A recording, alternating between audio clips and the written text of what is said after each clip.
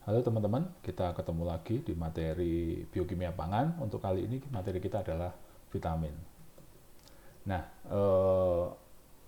di materi ini kita akan membahas tentang vitamin ya, bagaimana jenisnya apa, metabolismenya seperti apa, sifat-sifatnya seperti apa, kegunaan untuk kita seperti apa, dan sumbernya apa gitu ya. Jadi nantinya akan bahas ini, materinya agak banyak karena sebenarnya ini harusnya 2 kali pertemuan tetapi jadi satu ya, materinya terpaksa kita padatkan karena keterbatasan waktu kita kuliah ya. Seperti itu. Oke. Kita langsung masuk ke materinya saja ya. Oke, vitamin. Nah, pendahuluannya, vitamin itu adalah komponen organik yang dibutuhkan dalam jumlah sedikit saja untuk pertumbuhan dan metabolisme manusia dan hewan. Jadi karena butuhnya sedikit sering juga dikenal sebagai mikronutrien ya, mikro dalam jumlah mikro dalam jumlah yang kecil, tapi meskipun sedikit tapi fungsinya sangat penting untuk metabolisme tubuh. Kalau kita ingat di materi yang lalu ya, terutama di materi enzim ya, fungsi vitamin adalah yang utama sebagai koenzim atau juga kofaktor dari enzim. Artinya enzim mengendalikan seluruh metabolisme kita, dan enzim hanya bisa bekerja kalau ada koenzim atau kofaktor. Jadi betapa pentingnya fungsi dari vitamin dalam hal ini. Oke, kata vitamin itu berasal dari vital amin.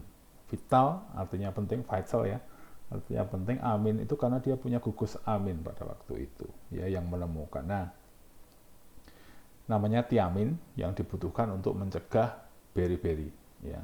Beri-beri adalah penyakit pengkonsumsi beras putih. Beras putih itu artinya beras yang sudah disosok penuh ya, yang kita kenal, yang kita makan sehari-hari itu adalah beras putih. Itu dulu karena banyak yang mengkonsumsi itu saja, maka banyak juga penyakit beri-beri atau kaki gajah ya. Mungkin sekarang sudah jarang, tapi dulu ini sangat banyak ya. Kemudian vitamin juga dipergunakan sebagai nama internasional. Vitamin, nggak pakai e, ya, vitamin. Oke, karena merupakan komponen organik, maka vitamin ini dapat rusak karena cahaya, kemudian karena oksidasi, kemudian pengolahan, penyimpanan. Makanya kan kita sering mendengar kalau masak sayur itu jangan lama-lama nanti vitaminnya hilang gitu ya. Kalau di masyarakat umum seperti itu. Nah, itu benar sih memang. Karena vitamin itu dapat rusak karena pengolahan. Oke, kita masuk ke sifatnya ya. Kita akan membedakan berdasarkan kelarutan dan penyimpanannya. Oke, jadi dibedakan menjadi 2 nanti yang akan kita bahas. Yang pertama adalah water soluble vitamin, artinya vitamin yang larut air. Contohnya apa? B dan C ya. Vitamin ini diabsorpsi secara langsung ya ke dalam darah dan ditransfer secara bebas ya. Disimpan pada cairan dalam sel, jika kebutuhan tercukupi sisa diekskresi via urin ya. Jadi kenapa dia bisa langsung masuk ke dalam darah dan ditransfer secara bebas? Karena seperti yang kita ketahui, tubuh kita 80% adalah air ya. Ketika dia larut air maka akan lebih mudah. Ketika vitamin ini larut air akan lebih mudah untuk diabsorb dan ditransfer ya. Disimpan pada cairan dalam sel ini dengan catatan bahwa untuk memenuhi kebutuhan tubuh kita ya, itu akan disimpan untuk dipergunakan. Jadi tidak ada cadangan. Kalau untuk ini tidak ada cadangan. Ketika kebutuhan sudah tercukupi, maka sisanya langsung diekskresi via urin ya. Jadi there's a myth ya, ada apa ya namanya, mitos gitu, kalau minum vitamin C dosis tinggi gitu ya, untuk bisa lebih kuat atau apa gitu, atau untuk sakit dikasih vitamin C biar sembuh. It's totally wrong ya. Jadi vitamin C itu tidak bisa disimpan. Ya, hanya sesuai kebutuhannya. Kalau katakanlah kita butuh sehari 500 mg, and that's it, gitu. Ketika kita intake-nya 2000 misalnya, ya yang 1500 kebuang, gitu. As simple as that. Jadi nggak bisa disimpan, gitu. Kemudian vitamin C ini juga hanya menurut penelitian ya, ini menurut penelitian vitamin C ini berguna ketika kondisi kita sehat. Ketika kondisi kita sehat, vitamin C berguna untuk menjaga, maintain supaya tubuh kita tetap sehat. Tapi ketika kita sakit, mau minum seberapapun vitamin C, nggak akan bisa membantu, gitu ya. Jadi intake vitamin C ketika sehat itu akan menjauhkan kita dari penyakit, itu betul, ya, seperti itu. Kemudian yang kedua adalah fat soluble vitamins, itu ADEK, ya, ADKE gitu ya. Dia larut dalam lemak, diabsorb ke dalam limpa, bergabung dengan kilomikron bersama lemak dan ditransport ke aliran darah. Ya, karena dia larutnya lemak, sedangkan mostly tubuh kita adalah air, maka ketika dia hendak ditransport itu membutuhkan protein sebagai karier, karena Anda tahu bahwa protein juga memiliki sifat dia bisa memiliki dua kutub ya, dia bisa berikatan dengan lemak, bisa berikatan dengan air. Kalau Anda ingat hidrofobik dan hidrofilik ya. Kemudian dia kalau yang jenis ini dia akan disimpan dalam sel yang berhubungan dengan lemak dan kemudian dia tidak mudah disekresikan. Nah, salah satu cirinya adalah ada kondisi metabolisme atau penyakit yang disebabkan oleh hipervitamin E gitu, atau hipervitamin E, A atau E gitu. Ya, ada kondisi itu. Tapi kalau vitamin C nggak ada, kondisi hipernya nggak ada karena dia nggak disimpan. Seberapapun intake kita akan disekresi. Kalau yang ini dia akan disimpan sebagai cadangan.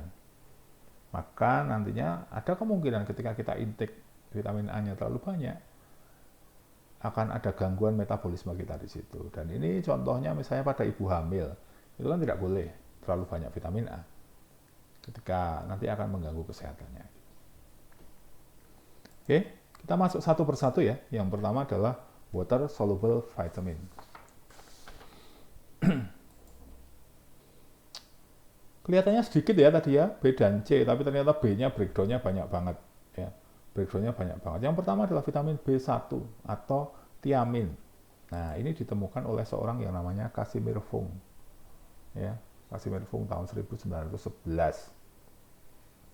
Dia adalah orang dari peneliti ngetop ya, dari Polandia ya. Memperoleh vitamin B1 dalam bentuk kristal dari sosohan beras. Aslinya dia itu membaca jurnalnya Ekman, ya. Ekman itu peneliti dari Belanda, ya. Dia banyak meneliti di Asia gitu, termasuk di Indonesia tentang penyakit beri-beri. Dia menemukan bahwa yang makannya hanya beras putih itu lebih rentan beri-beri dibandingkan dengan yang makannya brown rice, artinya beras yang belum disosok. Ya hanya disosok kulit luarnya yang keras itu, sementara bekatulnya masih ada di situ. Nah, Ekman ini menemukan seperti itu, kemudian oleh Fung ini diisolasi lah itu, ya. Sosokan beras itu diisolasi, kemudian sampai menemukan vitamin B1 dalam bentuk kristal ini. Ya, mereka lah yang berjasa. Ekman sendiri namanya sekarang dipakai di lembaga kita ya, lembaga nasional, lembaga Ekman bioteknologi itu ada itu. Kemudian disebut vital amin karena penting, vital, memiliki nitrogen sebagai gugus amin. Aslinya adalah sebenarnya Fung nanti tahu bahwa yang ditemukan itu ternyata bukan B1 tapi B3 atau niacin. Dia tahu seperti itu. Akhirnya, tapi pada awalnya dia proposnya bahwa itu adalah B1. Oke, kemudian fungsinya apa? Jadi nanti semua vitamin ini fungsinya ada di metabolisme energi, ya. dalam Krebs cycle atau TCA cycle. Semuanya ada di situ, nanti kita tunjukkan. Ya. Nah, dia sebagai koenzim, kalau tiamin, dia sebagai koenzim TPP atau tiamin pyrophosphate. Ya. Jadi dia konversi pirufat menjadi asetil-CoA. Kita lihat ya. TPP ada di sini. Dia konversi pirufat menjadi asetil-CoA. Nah, fungsinya di sini. Nah, ini nanti, ini kenapa saya tampilkan di sini, ini tidak lengkap. Karena saya di sini, ketika kita mau membahas vitamin, maka yang saya tampilkan hanya koenzim vitamin saja. Di sini. Padahal kan di sini harusnya ada oksaloasetat, ada sitrat, ada macam-macam, ada urea. Ya, macam-macam. Nanti tolong Anda cek ya, cross check dengan yang lengkap seperti apa. Yang di sini hanya saya tampilkan karena saya ingin meng-highlight yang koenzimnya saja. Oke, defisiensi menyebabkan malnutrisi, tentu ya tadi ya, beri-beri tadi ya. Kemudian gangguan absorpsi. Sumbernya apa? Sumbernya adalah serealia utuh. Semua serealia ada, tapi harus utuh ya. Misalnya untuk beras ya harus dalam bentuk brown rice. Itu bukan beras warna coklat ya. Brown rice adalah beras yang sama kita makan itu, cuman kulitnya itu hanya dibuang sedikit lah gitu. Masih ada bekatulnya. Gitu ya. Bekatulnya, kalau Anda kenal namanya bekatul itu. Kulit arinya masih ada. Nah, permasalahannya kan masyarakat sukanya beras putih. Ya, semakin putih semakin bagus, bahkan kalau perlu dikasih pemutih kan gitu kan. Padahal aslinya yang berguna adalah yang brown rice karena vitaminnya semuanya ada di situ. Kalau itu sudah jadi putih itu ya yang ada ya karbohidrat, makanya rilis energinya cepat banget kan. Jadi seperti itu. And unfortunately bekatulnya juga nggak enak, nggak banyak yang suka gitu. Padahal semua nutrisi penting ada di situ. Oke. Kemudian yang kedua adalah vitamin B2 atau dikenal sebagai riboflavin ya. Riboflavin terlibat dalam ini ya. Kemudian dalam bentuk apa koenzimnya? FNN dan FAD. Flavin mononukleotida dan FAD. Flavin adenin dinukleotida. Bentuknya itu. Fungsinya apa? Menangkap hidrogen dan elektron yang dilepas dari TCA cycle, kemudian membawa ke elektron transport chain. Seperti apa gambarannya? Seperti ini. Nih. Sebenarnya dia ada di beberapa tempat ya. Pirufat menjadi asetil-CoA, dia juga bantu. Kemudian asetil-CoA menjadi lemak, dia juga iya gitu kan. Masuk ke TCA cycle, ini nanti Anda cek ya. Kemudian yang di-highlight adalah yang ini. Dia bertugas untuk menangkap hidrogen dan elektron. Jadi ketika Anda ingat kalau TCA cycle itu akan ada reaksi-reaksi, ada enzim juga di sini. Kemudian dia akan melepaskan elektron, ya, hidrogen, elektron gitu ya. Nah, FMN ini berguna untuk collecting itu, kemudian membawanya ke elektron transport chain di sini.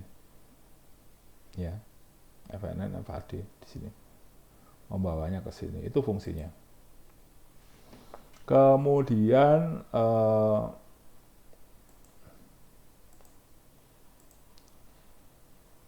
riboflavin ini rusak oleh ultraviolet dan iradiasi.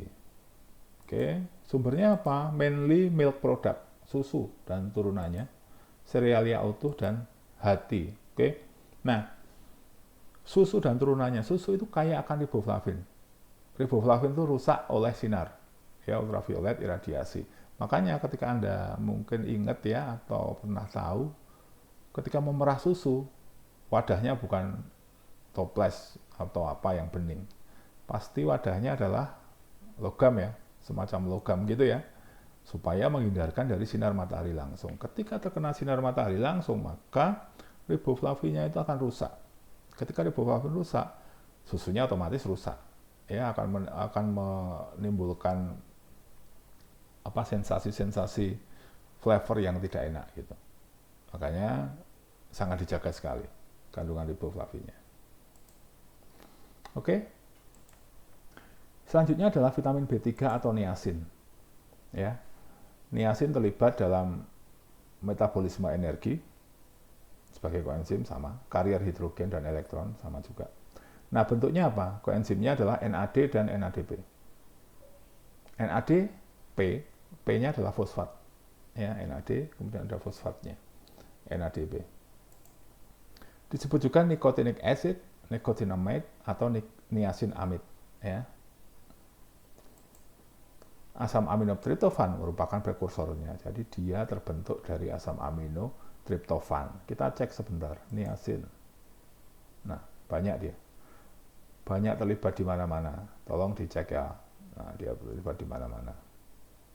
Di pirufat menjadi asetil-CoA, glukos menjadi pirufat, TCA cycle, transport elektron juga ada, asam amino, metabolisme asam amino juga ada. Ya. Banyak fungsinya.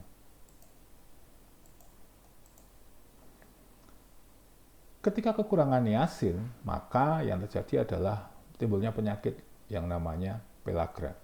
Ya, pellagra itu apa? Kondisi di mana kekurangan niacin yang ditunjukkan dengan beberapa ciri-ciri khusus. Ya, biasanya adalah yang pertama dermatitis atau kelainan kulit ya, kelainan kulit, dermatitis, peradangan kulit gitu. Kemudian yang kedua adalah demensia, lupa, ya demensia. Apa namanya? Penyakit demensia ya. Kemudian yang ketiga adalah diare yang berkelanjutan. Nah, itu adalah ketika terjadi defisiensi. Nah, niacin ini juga digunakan di dunia medis untuk menurunkan LDL dan meninggikan HDL. Ya, kalau bahasa awamnya LDL itu adalah kolesterol yang baik. Kolesterol yang jahat. HDL itu adalah kolesterol yang baik. Jadi LDL harus diturunkan, HDL harus ditinggikan, kan gitu. Nah, ini dipakai untuk di dunia medis untuk pengobatan. Ya. Sumber-sumber niacinnya banyak ya, hewani maupun nabati. Nanti ada cermati ya. Kemudian yang selanjutnya adalah biotin. Sama, semua fungsinya adalah berperan di TCA cycle. Karier karbon dioksida aktif, nah, membawa karbon dioksida itu ke pirufat, menghasilkan oksaloasetat. Dibutuhkan asetil-CoA untuk masuk ke TCA cycle, si oksaloasetat ini. Kita lihat ya. Ini agak salah posisi panahnya, harusnya di sini. Biotin ini dibutuhkan oleh pirufat, ya, untuk menghasilkan oksaloasetat. Itu ada di sini. Oksaloasetat itu ada di sini. Nah, nanti tolong dicek lagi dengan gambar yang ada lengkap dengan oksaloasetat. Dan oksaloasetat ini kemudian dibutuhkan oleh asetil-CoA ini untuk masuk ke sini, ke TCA cycle. Ya. Untuk masuk ke sini. Ini membutuhkan itu. Maka peranan biotin jelas di situ ya. Nah, ini agak salah tadi. Oke. Nah, sumber-sumbernya juga macam-macam ya, widespread in food, jadi banyak, baik hewani maupun nabati. Nah, hal khusus untuk biotin ini adalah sebenarnya dia dapat disintesis oleh bakteri yang ada di usus halus. Oke, fungsinya banyak bakteri yang ada di usus halus itu. Jadi kita yang harus kita lakukan adalah menjaga supaya bakteri itu hidup dengan baik, ya, yang ada di usus halus itu. Oke. Kemudian selanjutnya adalah vitamin B5 atau pantothenic acid. Jadi kalau saya ngapalkan ya, 5 itu penta, panto, nah, gitu. Nah, terlibat dalam metabolisme energi juga sebagai bagian dari koenzim A. Jadi CoA kan gitu kan. Nah, pantothenic acid ini prekursor dari koenzim A. Fungsinya apa? Membantu pirufat membentuk asetil-CoA. Gitu. Kita lihat coba seperti apa. Nah, di sini. Dia di sini. Ya, CoA, koenzim A. Pirufat menjadi asetil-CoA. Oke. Fungsinya dia ada di sini. Itu adalah vitamin B5.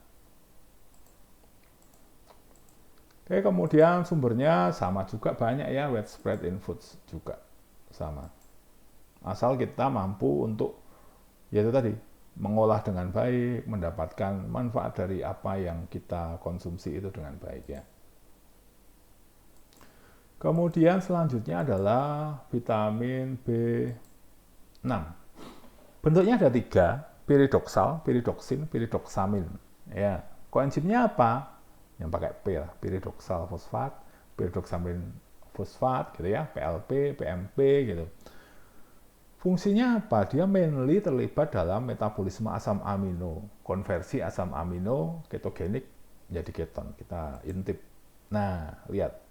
Kan di sini kan, som amino acid, amino acid, amino acid, amino acid, kan gitu kan. Nah, PLP banyak di sini. Ada di tempat lain nggak? Ada sih. Ya, glikogen menjadi glukos ada.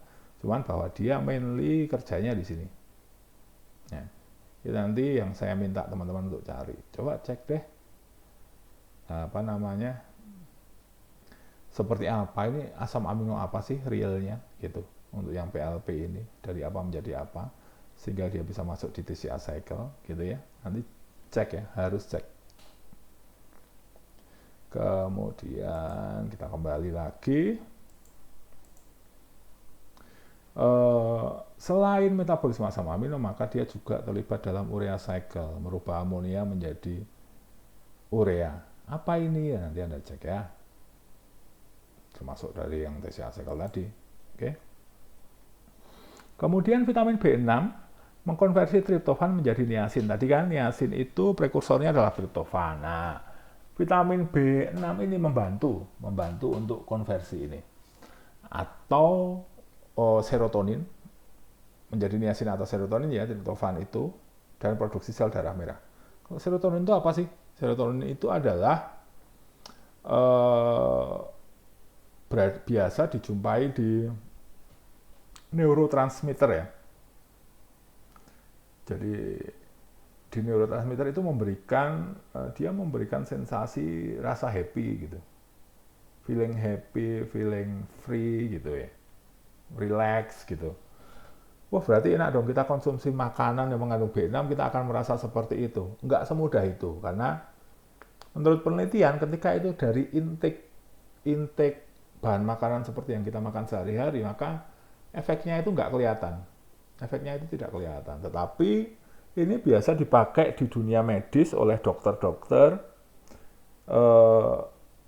dalam bentuk isolasi gitu, isolat ya. Jadi murni vitamin B6 yang murni. Kalau di makanan kita kan dia terikat dengan apa-apa ya, protein dan lain-lain kan. Nah, ketika diisolasi dan kemudian dikonsumsi dalam bentuk obat, itu mampu memberikan sensasi seperti itu. Mungkin untuk yang depresi atau apa gitu, to feel better gitu. Oke, selanjutnya dia juga membantu untuk sintesis heme, nucleic acid dan lecithin.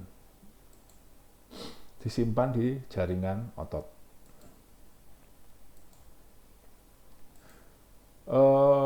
Sumber-sumbernya banyak ya, hewani maupun nabati. Nanti Anda cek.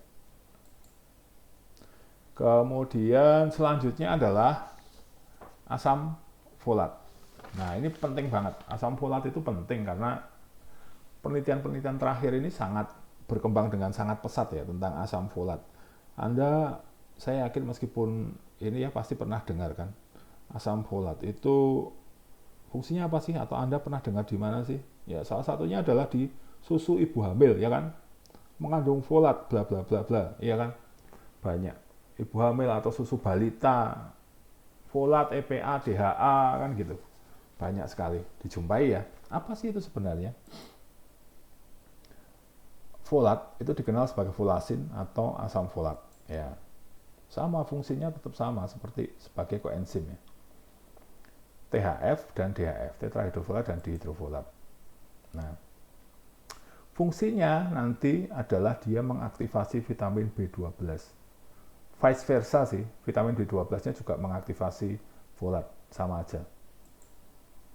Kemudian juga sintesis dari DNA.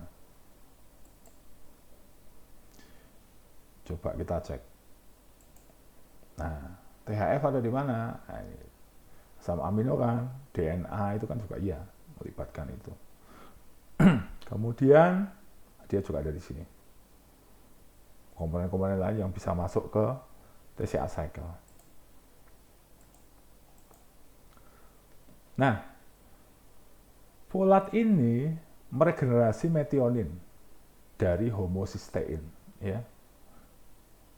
Homocysteine adalah asam amino jika berlebih mengakibatkan penyakit jantung. Homocysteine adalah asam amino yang non protein. Jadi dalam artian non protein tidak digunakan untuk memproduksi atau mensintesis protein, ya. Dia sebagai prekursor ketika ada seseorang yang punya penyakit jantung, maka kadar homocysteinnya akan tinggi. Nah, untuk bisa dicegah dengan transaminasi. Jadi istilahnya jadi metionin itu dimetilasi menjadi homocysteine. Nah, kemudian folat ini berfungsi ketika homocysteine naik, maka penyakit jantung, resiko penyakit jantungnya juga naik. Prekursornya gitu kan, maka di-recycle oleh folat, ya, remetilasi kembali lagi menjadi metionin. Fungsinya seperti itu, folatnya. Kemudian folat itu mudah rusak oleh panas dan oksigen, jadi hati-hati. Nah, ini adalah yang saya katakan tadi, ya, hubungan antara folat dengan vitamin B12. Jadi kerjanya itu vice versa, ya, saling membantu gitu. Nah, kalau kita lihat folat itu berada dalam struktur yang seperti ini, ya, ring dan glutamat. Nah, kalau di makanan kita, makanan yang kita konsumsi sehari-hari itu folat itu poliglutamat. Ya, ringnya ada, glutamatnya banyak. Oke. Kondisinya seperti itu. Kemudian ketika kita konsumsi, digestion, pencernaan, kemudian masuk ke usus, ya, maka glutamatnya ini akan degradasi, break, ya, putus, rantainya putus. Kemudian dia akan mengikat, folatnya akan mengikat metil, ya, folatnya akan mengikat metil. Jadi ketika diteruskan ke sel, diabsorb dan didistribusikan ke sel, maka folat ini akan terikat, ya, keberadaannya itu mengikat metil seperti ini. Dan bentuk ini adalah bentuk yang tidak aktif. Oke. Bentuk yang tidak aktif. Nah, disinilah perannya kemudian dari B12. Vitamin B12 datang dan kemudian memutus metilnya. Ya, memutus metilnya menjadi folat tanpa metil, ya. Dan B12 terikat dengan metilnya. Nah, dalam kondisi dua ini, maka keduanya sama-sama aktif. Gitu, ya. Jadi, B12 memutus metil, sehingga folatnya aktif. Demikian juga B12 akan aktif ketika dia mengikat metil. Jadi, saling membantu. Gitu, penjelasannya seperti itu. Nah, kemudian pertanyaannya adalah bioavailabilitas. Bioavailabilitas adalah kemampuan suatu vitamin atau suatu senyawa untuk kemudian digunakan dalam tubuh kita. Nah, bagaimana perbandingan antara suplemen dan bahan pangan untuk folat? Silakan dicari, ya. Untuk sumbernya banyak, ya. Grains, leafy vegetables, legumes and seed, liver, gitu, ya. Oke, kita akan masuk sekarang ke vitamin B12 atau kobalamin, ya. Banyak disinggung juga tadi sudah di folat, ya. Oke, vitamin B12 terlibat dalam pembentukan sel baru, mempertahankan fungsi sel saraf. Kemudian mengaktifkan koenzim folat, tadi caranya, ya, membantu degradasi asam amino dan asam lemak. Konversi homocysteine menjadi metionin. Nah, kita cek di sini. Dia ada di ranahnya asam amino di sini, ya, B12. Oke.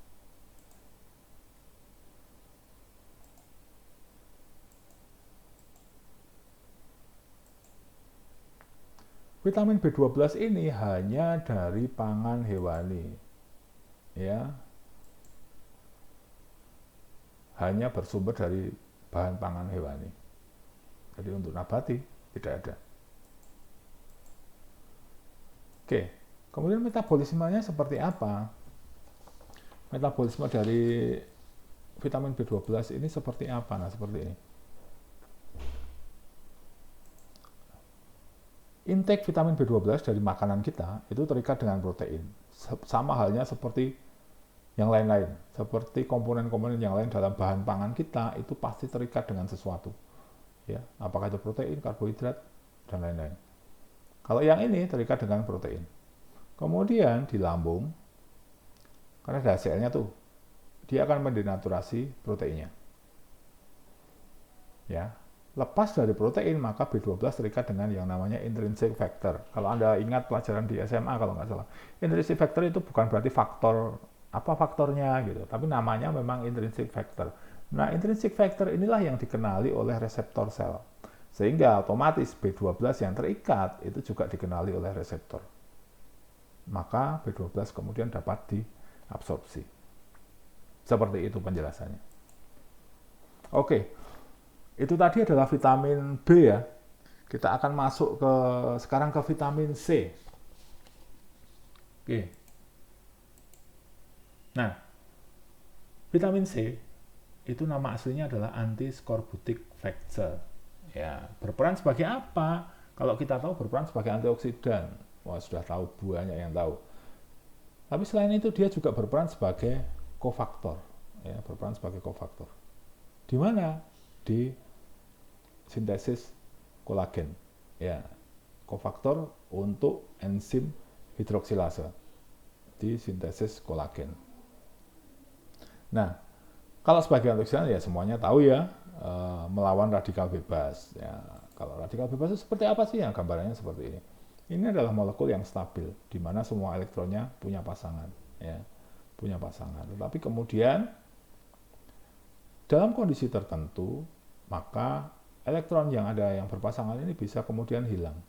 Nah, ketika dia tidak stabil, maka dia bisa berubah menjadi radikal bebas seperti ini. Ya, galau itu terus berubah jadi radikal kayak gini. Nah, kemudian dia secara serampangan akan merebut elektron yang lain supaya dia berpasangan. Ketika dia sudah berpasangan, maka dia akan stabil. Tapi gantian yang lainnya juga akan kemudian kehilangan gitu. Maka ini akan mengakibatkan yang namanya reaksi berantai atau chain reaction.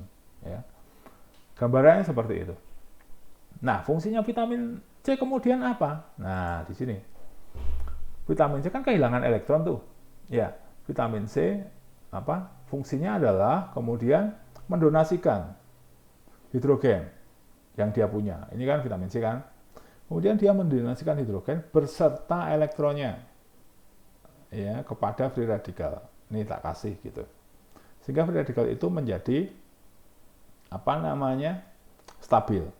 Pertanyaannya kemudian, loh, ketika dia mendonasikan maka dia kehilangan elektron. Apakah dia kemudian berubah menjadi free radical?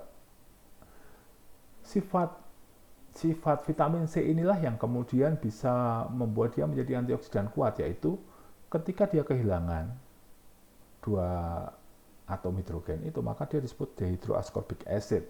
Nah, dia akan dengan sangat mudah untuk memperoleh elektron dari tempat yang lain, dimanapun itu. Ya, kemudian dia jadi dehydroascorbic acid ini kemudian menerima elektron dari tempat lain, berubah kembali menjadi asam askorbat, kemudian mendonasikan lagi, menerima lagi, mendonasikan lagi. Seperti itu, reaksinya berantai seperti itu, sehingga vitamin C dikenal sebagai antioksidan yang kuat ya karena itu. Reaktif sekali, cepat sekali mendonorkan kepada free radical. Gitu ya. Penjelasannya seperti itu. Nah, ini fungsinya antioksidan gitu ya. Yang tadi penjelasannya, kemudian kofaktor tadi sudah disinggung ya di sintesis kolagen. Bersama Fe membentuk hidroksiprolin yang dibentukkan untuk pembentukan kolagen. Oke. Itu tadi water soluble vitamin ya, kelihatannya sedikit tapi banyak. Selanjutnya yang kedua adalah fat soluble vitamin, vitamin yang larut dalam lemak. Oke, ada A, D, E, dan K. Yang pertama adalah vitamin A dan beta karoten. Kenapa beta karoten masuk? Karena beta karoten adalah prekursor dari vitamin A. Ya, namanya prekursor ya. Jadi nantinya dia akan bisa untuk kemudian dikonversikan menjadi vitamin A. Tapi nggak satu-satu ya. Nggak satu-satu. Satu beta karoten menjadi satu vitamin A. Enggak.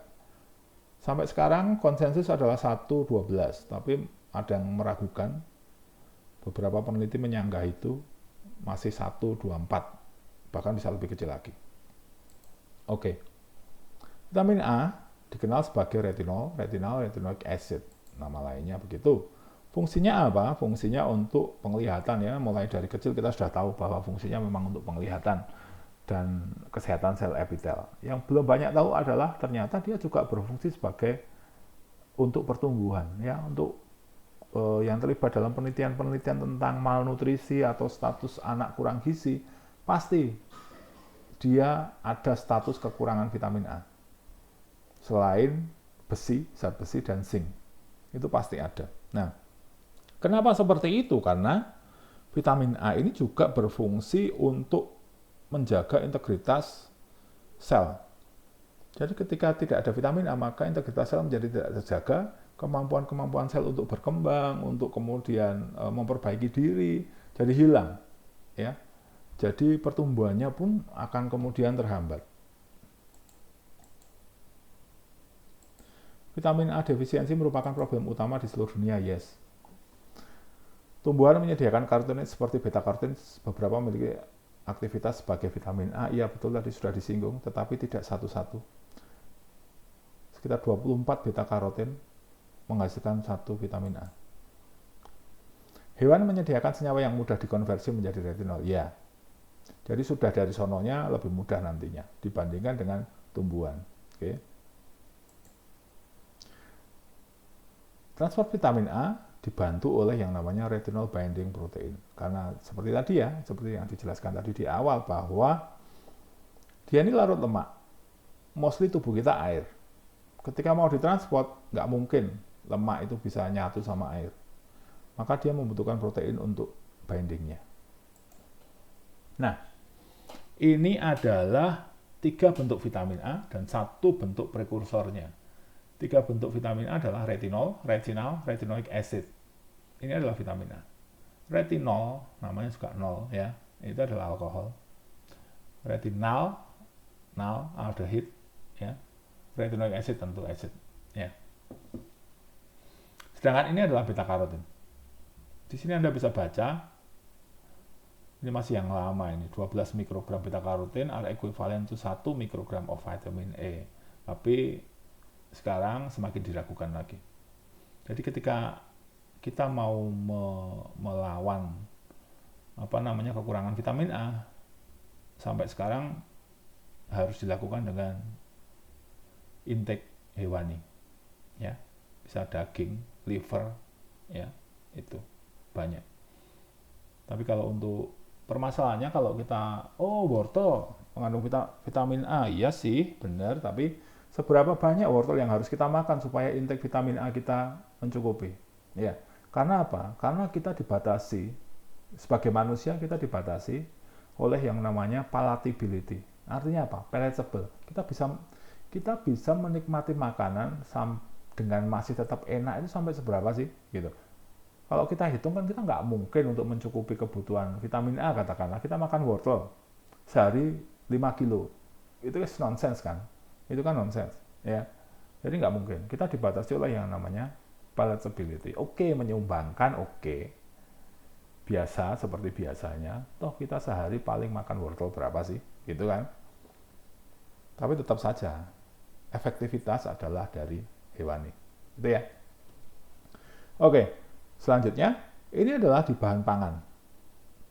In animal foods, di bahan pangan hewani, itu namanya retinyl esters.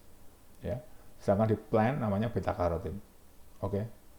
Kemudian masuk ke dalam tubuh, itu dia ada retinol untuk reproduksi ya, support. Retinal untuk vision, dan retinoic acid untuk growth, pertumbuhan. Retinol dan retinol ini bisa saling terkonversi. Kemudian dia bisa masuk ke regulate growth ini. Ya, bentuknya seperti ini, gambarannya. Oh, kalau di pangan itu namanya apa, kalau di dalam tubuh kita itu namanya apa. Gitu ya.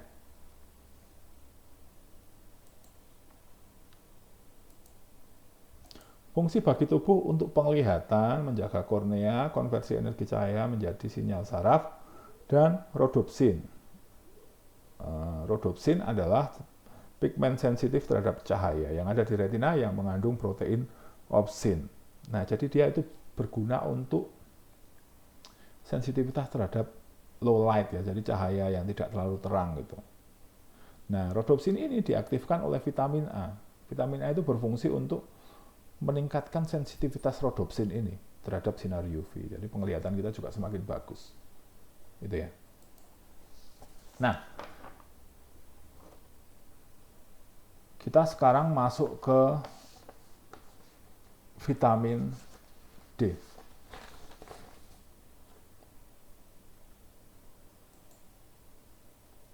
Nah, vitamin D merupakan nutrien non-esensial yang berperan serupa dengan hormon dalam tubuh. Tubuh dapat mensintesis vitamin D dengan bantuan sinar matahari. Ya, ketika ada dulu ya, kita zaman kecil ya, atau sekarang ya, disuruh berjemur gitu ya, karena sinar matahari itu mengandung banyak vitamin D. Benar nggak? Salah. Ya, salah. Jadi yang mengandung banyak vitamin D itu bukan sinar matahari. Ya, sinar matahari yang nggak ada apa-apanya, tapi dia membantu untuk sintesis vitamin D. Oke, bantuannya seperti apa? Nanti kita lihat. Nah, ini adalah, ya kita lihat ya, di kulit kita itu ada yang namanya 7-dehidrokolesterol. Itu adalah prekursor yang dibuat di liver oleh kolesterol. Kemudian, atas keberadaan sinar matahari ini, maka dia akan berubah menjadi previtamin D3. Ya. Kemudian dari vitamin D3 ini bercampur dengan intake kita, intake vitamin D kita, maka membentuk vitamin D3 ini kan ini sudah vitamin D3. Dalam bentuk vitamin D3 ini bentuknya vitamin D-nya itu tetap berada dalam kondisi yang inaktif. Oke, jadi sinar matahari membantu di awal-awal sini ya. Kemudian di liver terjadi proses hidroksilasi 25 hidroksi vitamin D3. Masih masuk lagi di kidney, di ginjal. Hidroksilasi lagi menjadi 125 hidroksi vitamin D3. Nah, disinilah vitamin D3 ini berada dalam bentuk yang aktif sebagai vitamin D yang kita kenal sebagai vitamin D itu. Oke. Fungsi dalam tubuh apa? Mostly membantu pertumbuhan tulang ya, bersama kalsium. Kemudian menjaga kadar kalsium dan fosfor dalam darah, tentu. Kalsium kan juga dibutuhkan untuk yang lain-lain selain untuk tulang ya. Kemudian bekerja bersama nutrien lain dan hormon. Misalnya vitamin A, C, K, kemudian paratiroid hormon dan kalsitonin, ini untuk regulasi kalsium. Kemudian kolagen. Kemudian beberapa mikronutrien yang lain. Nah, kerjasama dengan vitamin D. Nah, gambarannya seperti ini. Tulang itu mendeposit kalsium, ya, bersama dengan vitamin D ya, dengan regulasi dari dibantu oleh vitamin D. Kemudian ketika intake kita oke, ketika intake dari makanannya oke, maka ini kadar kalsium dalam darah itu normal. Kelebihannya didepositkan di tulang. Jadi oke. Ketika intake kita kurang, konsumsi makanan yang kita makan itu kurang vitamin D, maka di dalam darah tetap normal. Kok bisa? Karena regulasi yang dibantu oleh vitamin D itu kemudian akan mendegradasi kalsium yang ada di dalam tulang ini dan dimasukkan ke dalam aliran darah. Maka ujungnya adalah tulang-tulangnya jadi keropos, osteoporosis gitu. Tulang-tulangnya jadi seperti itu. Karena apa? Karena didegradasi. Oleh karena itu intake makanan yang mengandung vitamin D tentu sangat penting. Ya. Mekanismenya seperti itu. Kemudian selanjutnya adalah vitamin E, dikenal juga sebagai tokoferol. Ya, ada 4 jenis komponen tokoferol, tapi hanya alfa tokoferol yang memiliki vitamin E activity, aktif sebagai vitamin E. Ada alfa tokoferol saja. Vitamin E berperan sebagai antioksidan, menghentikan reaksi berantai radikal bebas, melindungi polyunsaturated fatty acid atau PUFA dan juga vitamin A. Juga melindungi LDL dari oksidasi. Jadi, vitamin E digunakan sebagai antioksidan. Anda paling banyak tahu, nanti silakan cek di nutrition fact dari minyak. Ya, minyak sayur atau minyak goreng yang Anda gunakan. Cek, ada tokoferolnya enggak? Ya. Biasanya ada, fungsinya sebagai antioksidan. Ya. Dia reaktif terhadap radikal bebas. Jadi dia akan melindungi yang lainnya. Jadi dia kena duluan, istilahnya gitu. Termasuk melindungi LDL dari oksidasi. Seperti yang kita tahu, kalau LDL itu ketika teroksidasi dia akan mengakibatkan penyakit jantung koroner. Ya, terhambatnya pembuluh darah oleh LDL yang teroksidasi itu. Nah, vitamin E ini penting. Ya, makanya untuk kesehatan itu misalnya banyak mengkonsumsi sumber makan vitamin E, misalnya toge atau apa gitu ya. Sumbernya apa? PUFA, yang kaya PUFA, misalnya minyak nabati, margarin, salad dressing, turunannya juga ya. Terus kemudian sayuran hijau, kecambah, ya. Kemudian biji-bijian, ada juga di liver dan kuning telur. Kemudian juga ada di kacang-kacangan. Oke, selanjutnya adalah vitamin K. Terakhir ya ini ya, vitamin K. Dikenal sebagai piloquinone, menaquinone, menadione, dan naptoquinone. Unik ini karena 50% kebutuhan kita itu dipenuhi dari kerja bakteri di usus. Jadi itu tadi kesehatan bakteri di usus itu memang harus dijaga karena penting untuk sintesis ya beberapa vitamin. Nah, vitamin K sendiri yang kita kenal penting dalam pembekuan darah ya. Bukan vitamin K-nya sendiri sih, hanya dia membantu untuk sintesis protein. Ya, yang membekukan darahnya adalah protein. Sintesis protein tulang untuk menjaga kadar kalsium darah juga. Jadi dia bekerja sama dengan vitamin D untuk sintesis protein tulang dan juga untuk menjaga kadar kalsium dalam darah seperti yang tadi digambar.